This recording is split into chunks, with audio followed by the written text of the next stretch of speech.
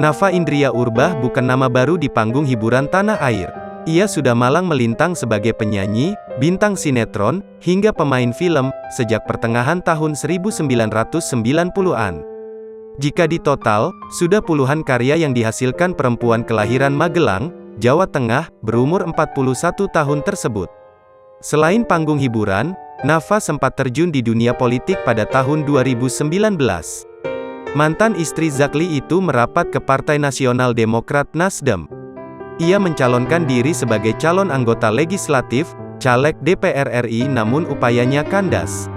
Ibu Mikelali Jowono ini tak lolos penghitungan suara di daerah pemilihan Dapil 6 Jawa Tengah meliputi Purworejo, Temanggung, Magelang. Meski gagal, Nafa tetap populer. Ia kembali berakting sembari merawat bisnis pribadinya.